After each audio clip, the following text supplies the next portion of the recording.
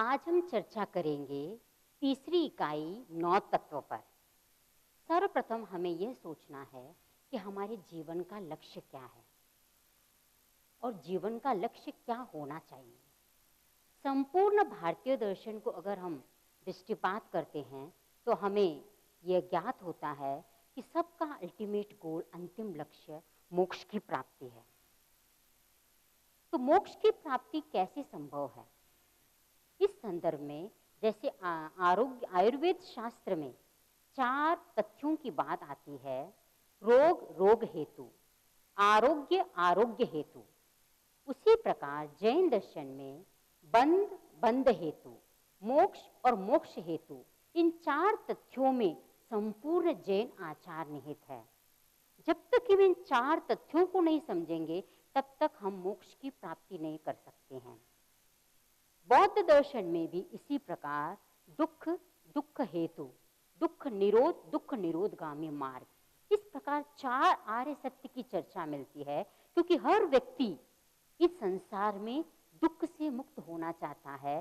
दुख क्या है, दुख के हेतु को जानना जरूरी है। हेतु को जानने के पश्चात उसका निरोध कैसे संभव है और निरोध के कौन कौन से उपाय है, जब तक हम उन पर चर्चा नहीं करेंगे तब तक हम अपने लक्षित मंजिल पर प्राप्त नहीं कर सकते हैं। तो बंध बंध हेतु, मोक्ष मोक्ष हेतु, ये जो 4 तथ्य है, ये ही संपूर्ण जो आचार शास्त्र है उसकी आधारशिला है। क्योंकि हर जीव का एक अंतिम लक्ष्य होता है आत्म साक्षात्कार। आत्मा का मैं डायरेक्ट अनुभव करूं, साक्षात अनुभव करूं, यह हर प्राणी की एक भीतरी इच्छा होती है। जितने भी आस्तिकवादी दृष्टिकोण वाले मनुष्य है उन सब में यह एक भीतरी जिज्ञासा होती है किस प्रकार हम अपने स्वरूप को पहचान सकें। अब अपने स्वरूप को पहचानने के लिए आध्यात्मिक यात्रा का प्रथम बिंदु नव तत्व का ज्ञान होना बहुत जरूरी है। और वही हमें बताएगा कि किस प्रकार हम जीव से मोक्ष की यात्रा प्राप्त कर सकते हैं, आत्मा से परमात्मा की बात कर सकते हैं। 9 तत्व और कुछ नहीं है, स्वयं की पहचान का एक महत्वपूर्ण सोपान है। जो व्यक्ति अपने आप को पहचानना चाहता है उसे 9 तत्वों का ज्ञान होना बहुत जरूरी है। अब तत्व किसे कहते हैं? तस्य भावः तत्वम। जो वस्तु का जो स्वरूप है उसे कहते हैं तत्व। और दूसरी परिभाषा है तत्वम पारमार्थिकम वस्तु। जो पारमार्थिक वस्तु है उसे तत्व कहते हैं। तत्व 9 प्रकार के हैं जैन दर्शन के अनुसार। जीव अजीव, पुण्य पाप, आश्रव संवर, निर्जरा बंध मोक्ष। इसमें जो 4 तत्व है वे जीव है, आश्रव संवर, निर्जरा और मोक्ष। और जो पुण्य पाप और बंध है वे अजीव है।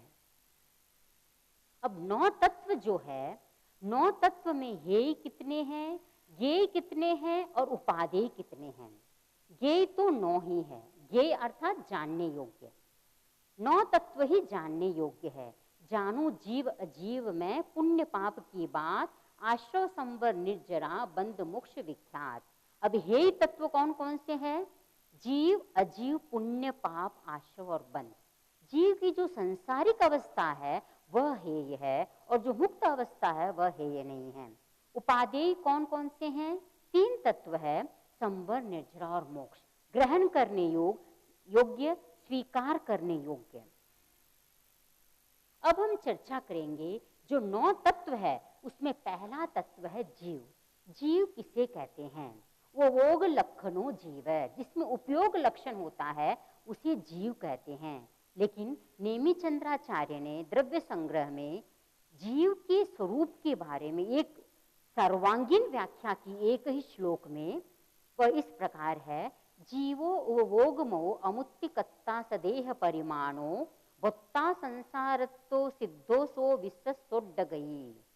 जीव उपयोग स्वरूप वाला है, अमूर्ति स्वरूप है, कर्ता स्वरूप है, सदेह परिमाण है, भोक्ता स्वरूप है, संसार में भ्रमण करने वाला है, सिद्ध है और उसकी सहज गति है ऊर्ध्वगामिता।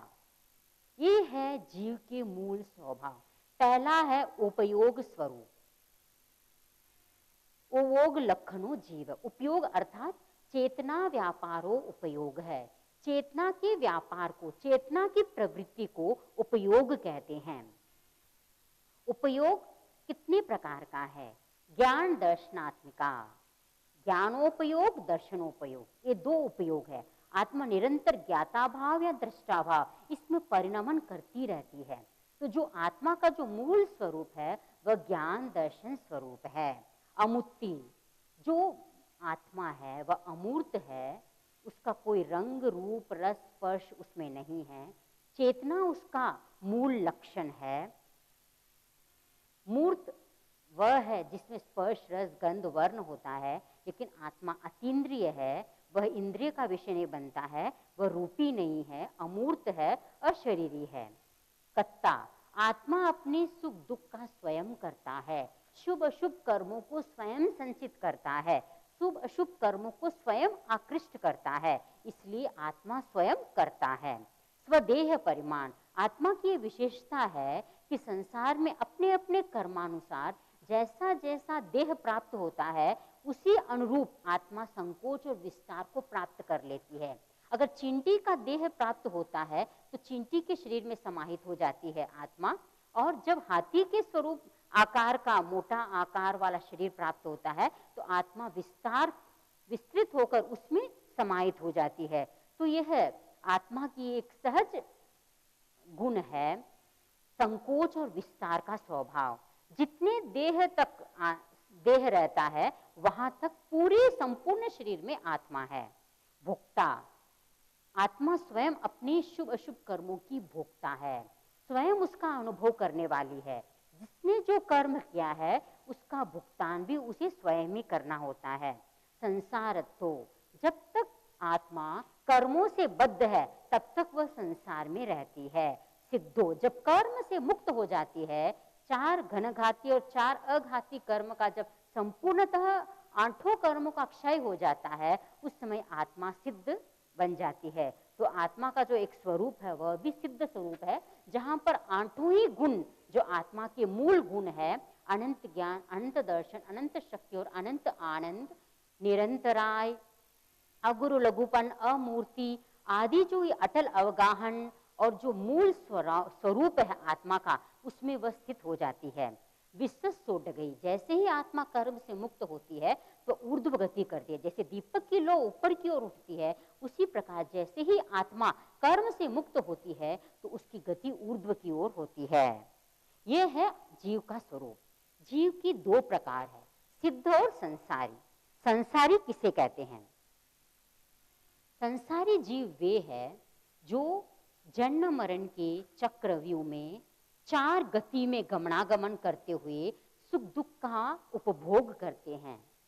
यहाँ पर जो संसारी जीव है वे 2 भागों में और विभक्त है, त्रस और स्थावर। त्रस किसे कहते हैं? स्थावर किसे कहते हैं? स्थावर वे जीव है जो अपने सुख दुख की प्रवृत्ति निवृत्ति के लिए गमनागमन नहीं कर सकते हैं। वे है पृथ्वीकाय, अपकाय अर्थात पानी के जीव, तेजसकाय, अग्निकाय के जीव, वायुकाय, वनस्पतिकाय। इन 5 प्रकार के जो जीव है ये स्थावर है, ये हलन चलन नहीं करते हैं। त्रस स्थावर, त्रस किसे कहते हैं? जो अपने सुख दुख, सुख की प्रवृत्ति एवं दुख की निवृत्ति के लिए गमनागमन करते हैं उसे कहते हैं त्रस। 2 इंद्रिय वाले, 3 इंद्रिय वाले, 4 इंद्रिय वाले और 5 इंद्रिय वाले जितने भी प्राणी हैं वे सब त्रस कहलाते हैं। अब दूसरा है भेद है आत्मा का सिद्ध। सिद्ध किसे कहते हैं?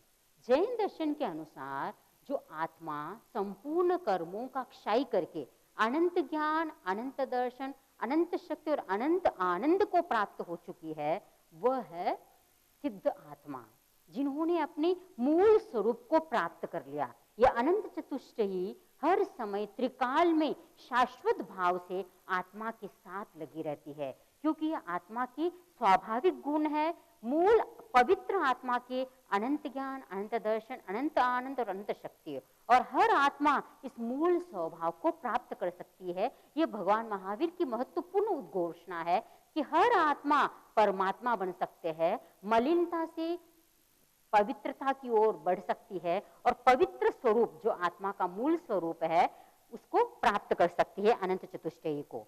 अब दूसरा तत्व है अजीव तत्व। 9 तत्वों में हर पक्ष का प्रतिपक्ष है। जीव है तो अजीव है, बंध है तो मोक्ष है, आश्रव है तो संवर है, पुण्य है तो पाप है, तो हर पक्ष का प्रतिपक्ष है। तो जीव का प्रतिपक्ष अजीव। अजीव किसे कहते हैं? अचेतन अजीव, जिसमें चेतना न हो उसे अजीव कहते हैं। यहाँ पर अजीव का संदर्भ हम इस रूप में लेंगे कि अजीव तत्व के साथ बंधे रहने के कारण जीव को संसार में परिभ्रमण करना पड़ता है। जो संसारी आत्मा है वह पुद्गल से बंधी हुई है, कर्म पुद्गलों से। जब तक वह कर्म पुद्गलों से बंधी है तब तक वह संसार में परिभ्रमण करेगी। तो यहाँ पर हम जो अजीव तत्व की चर्चा करेंगे वह उस कर्म वर्गणा के संदर्भ में करेंगे जो आत्मा के साथ चिपकी हुई है। ऐसे अजीव वह है जिसमें चेतना नहीं है। अजीव के 5 प्रकार बताए गए हैं: धर्मास्तिकाय, अधर्मास्तिकाय, आकाशास्तिकाय, काल और पुद्गलास्तिकाय। ये जो 5 है वे अजीव है। अब हम चर्चा करेंगे जो 9 तत्व है, 9 तत्वों में मोक्ष के बाधक तत्व कौन से हैं और साधक तत्व कौन से हैं। बहुत सुंदर कहा गया है, आश्रवो भव हेतु स्यात् संवरो मोक्ष कारणम। आश्रव ही भव भ्रमण का मूल कारण है और संवर ही मोक्ष का मूल कारण है। तो यहाँ पर हम चर्चा करेंगे मोक्ष के जो मूल 4 बाधक तत्व है, आश्रव, बंध और पुण्य और पाप। आश्रव किसे कहते हैं? जैन सिद्धांत दीपिका में आचार्य श्री तुलसी ने बहुत सुंदर परिभाषित किया है, कर्माकर्षण हेतुरात्म परिणाम आश्रव है। अर्थात शुभ अशुभ कर्म को ग्रहण करने वाला जीव का अध्यवसाय, जीव का परिणाम या प्रवृत्ति को आश्रव कहा जाता है। आश्रव अर्थात कर्मों के आने के द्वार को आश्रव कहते हैं। जिस प्रकार नाले में अगर द्वार खुला रहता है तो पानी आता है, उसी प्रकार जब तक आत्मा के कर्म चिपके रहेंगे, कषाय और योग रूपी, कषाय रूपी चिकनाहट और योग रूपी चंचलता रहेगी, तब तक प्रतिक्षण आत्मा अपनी शुभ अशुभ प्रवृत्ति के द्वारा कर्मों को आकर्षित करती रहती है। तो जो कर्म आत्मा के द्वारा आकृष्ट होते हैं उसे कहते हैं, आकृष्ट होने के पश्चात वे आत्मा के साथ एकीभूत हो जाते हैं, उसे कहते हैं आश्रव। आश्रव के 5 प्रकार है और कहा जाता है जो संसारी आत्मा है उस पर 12,345 रुपयों का कर्जा हर समय होता है। मिथ्यात्व, अव्रत, प्रमाद, कषाय और योग, ये जो 5 आश्रव है ये बंधन के मूल कारण है। उमा स्वाति ने तत्वार्थ सूत्र में बहुत सुंदर कहा है, मिथ्या दर्शना विरति प्रमाद कषाय योग बंध हेतवः। मिथ्यात्व आश्रव किसे कहते हैं? अतत्वे तत्व श्रद्धानम मिथ्यात्वम। अतत्व में तत्व की श्रद्धा करना, जो तत्व नहीं है उसे तत्व मानना। जैसे अधर्म को धर्म समझना, धर्म को अधर्म समझना, जीव को अजीव समझना, अजीव को जीव समझना, साधु को असाधु समझना, असाधु को साधु समझना, मुक्त को अमुक्त समझना और अमुक्त को मुक्त समझना, बंधन को मोक्ष का हेतु समझना और मोक्ष को बंधन का हेतु समझना, ये सब है मिथ्यात्व। जब तक मिथ्यात्व का द्वार खुला रहेगा, मिथ्यात्व आश्रव का द्वार खुला रहेगा, तब तक प्रतिक्षण आत्मा अनंत कर्मों को एकत्रित करती रहेगी, अपने आत्मा में आकर्षण होता रहेगा। दूसरा है अव्रत आश्रव, अप्रत्याख्यानम अविरति ही। अविरति अर्थात अत्याग भाव, हिंसा, झूठ, चोरी, मैथुन, परिग्रह आदि जो 18 पाप है उनमें निरंतर एक आकांक्षा बनी रहनी और उसी में लिप्त रहना, सावध्य योगों में लिप्त रहना, उसे कहते हैं अव्रत आश्रव। इससे प्रतिक्षण कर्मों का बंधन होता रहता है। प्रमाद आश्रव किसे कहते हैं? अनुत्साह प्रमाद है। धर्म के प्रति, अध्यात्म के प्रति एक जो अनुत्साह का भाव रहता है, एक एंथुजियाज्म का जो अभाव रहता है, उसे कहते हैं प्रमाद आश्रव। हमें जो बाह्य फिल्म है, भौतिक वस्तुओं के भोग उपभोग में हमें जो आकर्षण लगता है वह अध्यात्म, धर्म, ध्यान, स्वाध्याय आदि में नहीं लगता है, उसे कहते हैं प्रमाद आश्रव। इससे प्रतिक्षण हमारे कर्मों का बंद होता है। कषाय आश्रव, राग द्वेषाद्य परिणामों कषाय है। जीव का क्रोध आदि कषायों में परिणमन करने को कषाय आश्रव कहते हैं। और ये जितने भी कषाय है वे आत्म प्रदेशों को कलुषित करते हैं। क्रोध, मान, माया, लोभ, ये जो मूल 4 कषाय है वे 4 आध्यात्मिक शत्रु कहे जाते हैं। अध्यात्म के क्षेत्र में जो भी साधक आगे बढ़ना चाहता है उनको ये 4 शत्रु पीछे ढकेल देते हैं। तो इन 4 कषाय का जो सेवन किया जाता है उसे कहते हैं आश्रव, कषाय आश्रव। योग आश्रव किसे कहते हैं? काय वाग मान मनोव्यापारो योग है। मानसिक, वाचिक और कायिक प्रवृत्ति को योग कहते हैं। और मन, वचन, काय से कृत कारित अनुमोदित रूप प्रवृत्ति जो होती है वह भी योग कहलाती है। अब योग 2 प्रकार के होते हैं, मन, वचन और काया के, शुभ और अशुभ। शुभ अशुभ कार्य योगाश्रव के अंतर्गत आते हैं, उनसे पाप कर्म का आश्रव होता है। जब भी जीव कोई भी अशुभ कर्म करता है, 18 पाप का सेवन करता है, उस समय वह योगाश्रव है। शुभ योग से निर्जरा होती है, उनसे कर्मों के निर्जरा होने से साथ साथ पुण्य का भी बंध होता है, और जो पुण्य का बंध वह आश्रव है। इसलिए यहाँ पर योगाश्रव के अंतर्गत अशुभ योग को लिया गया है, लेकिन यहाँ पर शुभ योग को अंतर्गत जो पुण्य का बंध होता है वह भी एक आश्रव है, उसे आश्रव के रूप में स्वीकार किया गया। जब तक इन 5 आश्रवों का द्वार खुला रहेगा तब तक प्रतिक्षण कर्मों का बंधन होता रहता है। अब प्रश्न है किस प्रकार हम इस बंधन को रोकें। तो इस बंधन को रोकने के लिए बंधन के स्वरूप को समझना जरूरी है। बंध किसे कहते हैं? कर्म पुद्गलादानम बंध है। कषाय युक्त परिणामों से कर्मानुसार पुद्गलों का आत्मा से संबंध हो जाना ही बंध है। आत्मा जब भी कोई शुभ अशुभ प्रवृत्ति करती है तो आत्म प्रदेशों में जो संपूर्ण लोक में व्याप्त कर्म पुद्गल है वे चिपक जाते हैं। इनका आत्मा के साथ चिपक जाना ही बंध है। आत्मा की शुभ अशुभ प्रवृत्ति से कर्मों का आत्मा के साथ जो संयोग होता है उसे कहते हैं बंध। बंधन के पश्चात कार्मिक मैकेनिज्म शुरू हो जाता है, और ये जो कार्मिक मैकेनिज्म है वह 4 भागों में विभक्त है। प्रकृति बंध, स्थिति बंध, अनुभाग बंध और प्रदेश बंध। प्रकृति बंध किसे कहते हैं? जब भी कोई व्यक्ति ज्ञानार्जन कर रहा है उस समय अगर उसको बाधा पहुंचाता है, उसको अंतराय देता है, तो उस समय उसकी जिस प्रकृति का कर्म बंध का जो कर्म बंधता है वह ज्ञानावरणीय कर्म की प्रकृति का बंध होता है। तो बंधन के पश्चात अपने आप किन किन प्रवृत्तियों से कौन कौन सी प्रकृति का बंध होता है वह अपने आप निर्धारित हो जाता है, उसे कहते हैं प्रकृति। प्रकृति बंध के बाद स्थिति बंध। कर्म जो बंधते हैं वे निश्चित काल तक आत्मा के साथ चिपके हुए रहते हैं, जब तक वे उदय में न आ जाए और आत्मा में सत्ता रूप में विद्यमान रहते हैं, उसे कहते हैं स्थिति बंध। जब कर्म की स्थिति का परिपाक होता है, जब कर्मों की स्थिति पूर्ण होती है, तो वे जब उदय में आते हैं, फल देते हैं, तो उसे कहते हैं अनुभाग। और ये जो अनुभाग बंध है वह कषाय पर आश्रित है। जितना तीव्र कषाय होगा उतना ही जो फल है वह भी तीव्र रूप में प्राप्त होगा। प्रदेश बंध और कुछ नहीं है।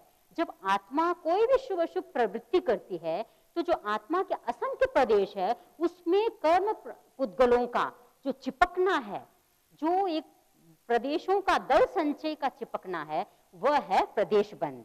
तो ये जो 4 बंध है हर आत्मा के प्रतिक्षण होते, संसारी आत्मा के प्रतिक्षण हो लगते रहते हैं। जब तक हम इन बंध के स्वरूप को नहीं समझेंगे तब तक हम पुण्य पाप को भी नहीं समझ सकते हैं। पुण्य बंध और पाप बंध यही उसका स्वरूप है। अब पुण्य किसे कहते हैं? शुभम कर्मोदयम पुण्यम, अशुभ कर्मोदयम पापम। शुभ कर्मोदय को पुण्य कहते हैं और अशुभ कर्मोदय को पाप कहते हैं। अब ये जो पुण्य और पाप है, पुण्य को सोने की बेड़ी कहा जाता है और पाप को लोहे की बेड़ी, लेकिन है तो दोनों ही बेड़ी। जब तक ये दोनों रहेंगे तब तक कोई भी आत्मा इस संसार से मुक्त नहीं हो सकती है। अब पुण्य किसे कहते हैं? शुभ कर्मोदयम पुण्यम। शुभ कर्म के उदय को पुण्य कहते हैं। यहाँ पर पुण्य जिन जिन कारणों से होता है उन उन कारणों को ही कारण में कार्य का उपचार करके पुण्य के 9 प्रकार के वेद स्वीकार किया गए हैं। अन्न पुण्य, संयमी साधु को, साध्वी को जो निर्दोष अन्न दिया जाता है वह है अन्न पुण्य। पानी दिया जाता है वह पान पुण्य। स्थान दिया जाता है वह लयन पुण्य। शयन, सोने की जो आदि सामग्री दी जाती है, पाट बाजोट आदि, वह है शयन पुण्य।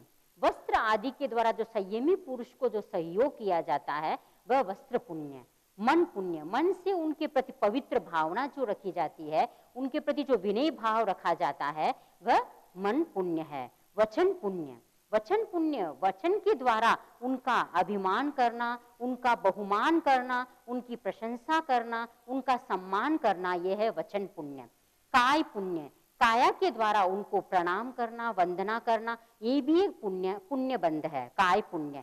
नमस्कार पुण्य, नमस्कार आदि के द्वारा जो काय के द्वारा शुभ अशुभ जो शुभ प्रवृत्ति काय के द्वारा की जाती है, जो भी ध्यान स्वाध्याय आदि, वह है काय पुण्य। और नमस्कार पुण्य यहाँ पर जो संयमी साधु है या साध्वी है उनको जो नमस्कार किया जाता है उससे जो अर्जित पुण्य है उसे कहते हैं नमस्कार पुण्य। ये जो 9 पुण्य है, इन 9 पुण्य शुभ योग से प्राप्त होते हैं। शुभ योग से अपने आप पुण्य का बंध होता है और कर्मों की निर्जरा भी होती है।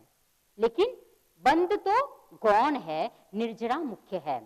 अब पाप किसे कहते हैं? 18 पाप, प्राणातिपात, मृषावाद, अदत्तादान, मैथुन, परिग्रह, क्रोध, मान, माया, लोभ, राग, द्वेष, कलह, अव्याख्यान, पैशून्य, पर परिवाद, रति अरति, माया, मृषा, मिथ्या दर्शन, शल्य।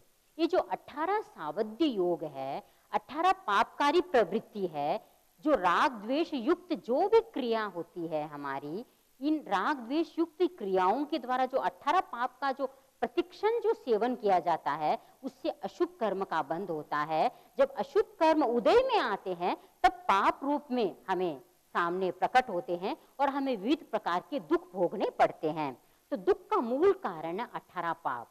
जब तक हमें 18 पापों का निषेध नहीं करेंगे, इनसे संयम नहीं करेंगे, इनसे अपने आत्मा की रक्षा नहीं करेंगे, तब तक हमारा जो संसार भ्रमण है वह रुक नहीं सकता है। जो दुख की परंपरा है उसका अंत नहीं हो सकता है।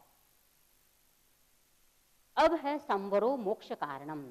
हमने अब तक चर्चा की है मोक्ष के जो 4 बाधक तत्व है, आश्रव, बंध, पुण्य, पाप। अब है हम चर्चा करेंगे संवर तत्व पर। संवर किसे कहते हैं? आश्रव निरोध संवर है। आश्रव को रोक देना वह है संवर। कोई भी अगर खिड़की खुली रहती है तो हवा, धूल, कुछ भी आ सकती है। तो जब तक आत्मा में जो अशुभ कर्म है, जो कार्मण शरीर तब जब तक लगा रहेगा तब तक कर्मों का बंध होता रहेगा। आश्रव के द्वार को, कर्मों के आनों के द्वार को बंद कर देना, उसको रोक देना, वह है संवर। अब कैसे रोके? उसके 5 उपाय है।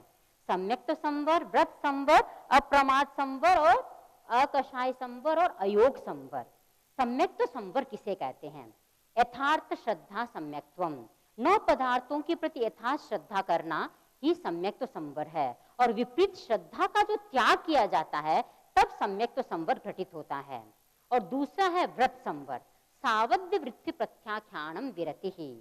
सावध्य योग का जो 18 प्रकार की जो पापकाली प्रवृत्तियां हैं उनका त्याग करना, वह है व्रत। यह अव्रत का प्रतिपक्ष है।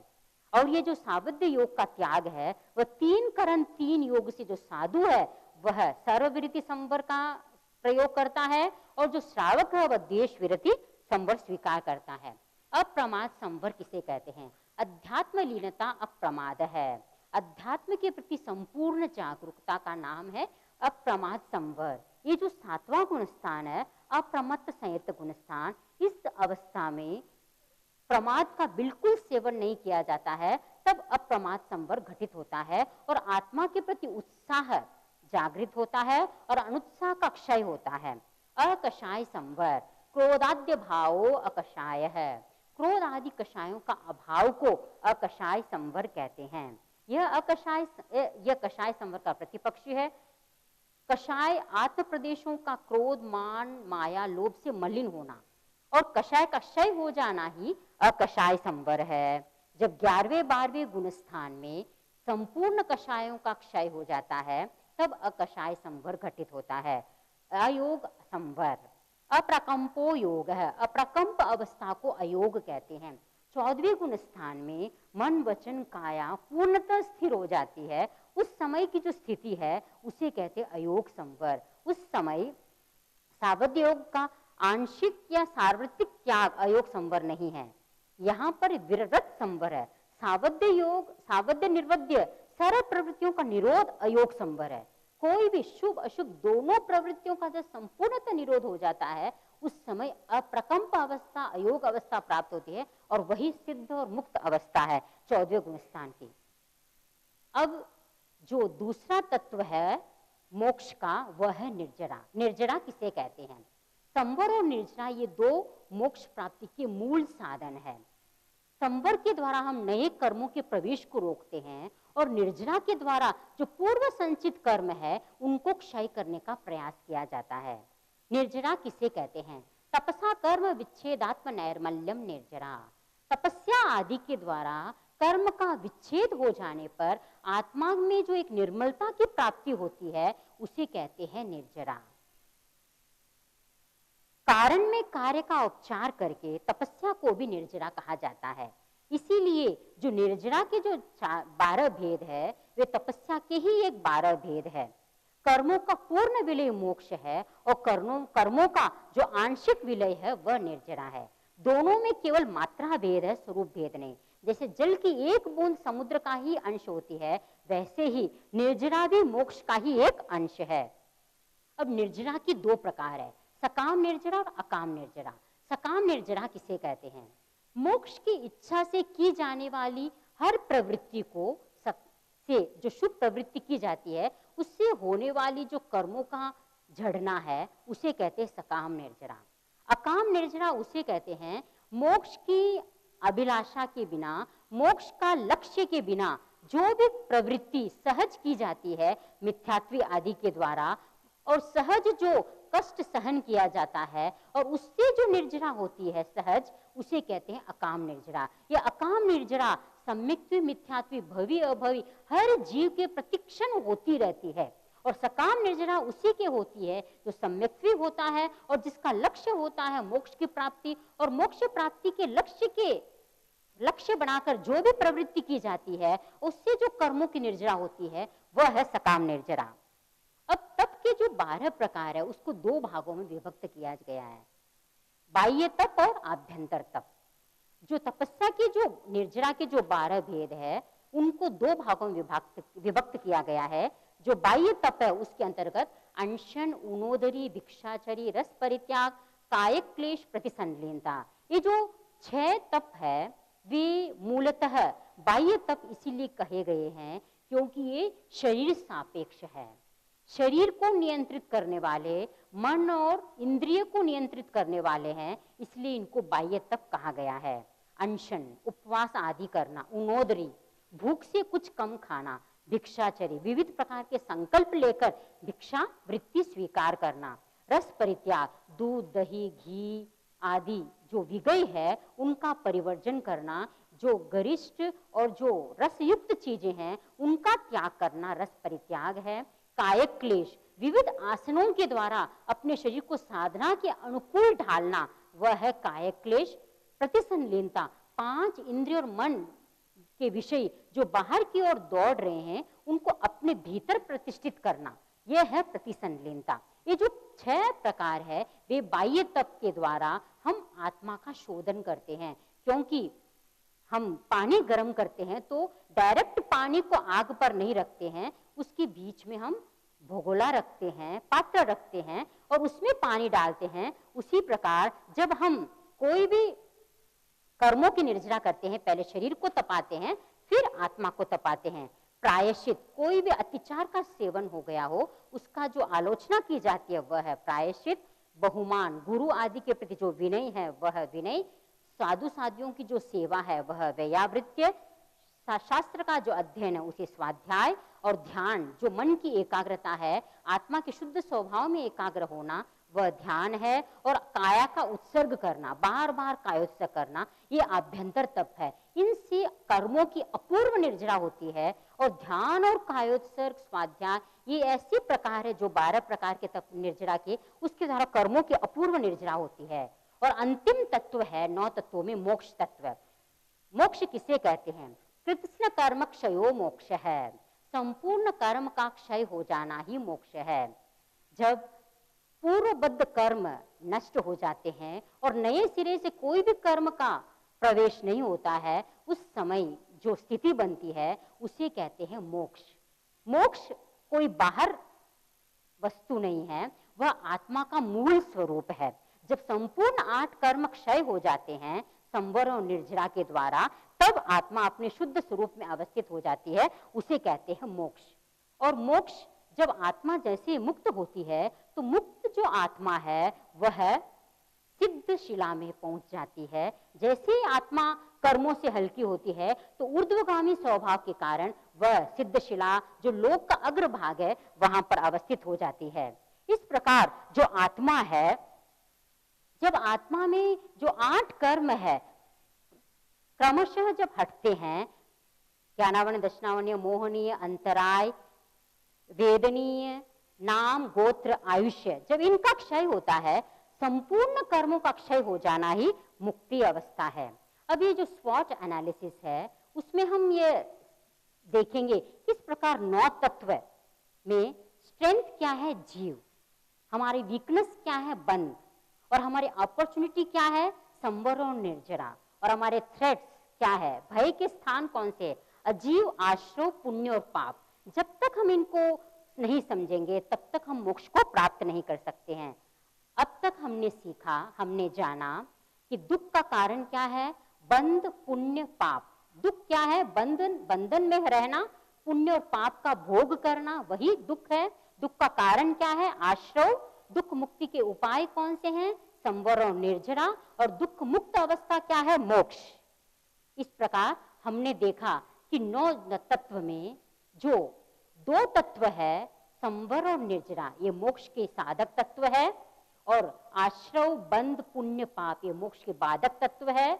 और जीव से मोक्ष तक की यात्रा पुरुषार्थ की यात्रा है। और हर आत्मा इन 9 तत्वों का सही ज्ञान करके बंधन से मोक्ष की प्राप्ति कर सकता है, और अपने संसार परिभ्रमण को रोक सकता है, मिटा सकता है, और अपने शुद्ध आत्म स्वरूप जो मूल अनंत चतुष्टयी है, अनंत ज्ञान, अनंत दर्शन, अनंत शक्ति और अनंत आनंद में प्रतिष्ठित हो सकता है, आत्म साक्षात्कार का अनुभव कर सकता है। यही जो आत्मा का अंतिम लक्ष्य है, वह हर प्राणी इन 9 तत्वों का सम्यक ज्ञान करके प्राप्त कर सकता है, और उसके अनुरूप आचरण करके हर व्यक्ति संवर और निर्जरा की साधना के द्वारा पूर्वबद्ध कर्मों को क्षय करके नए कर्मों के प्रवेश को रोक के अपने शुद्ध स्वरूप को प्राप्त कर सकता है। इसी भावना के साथ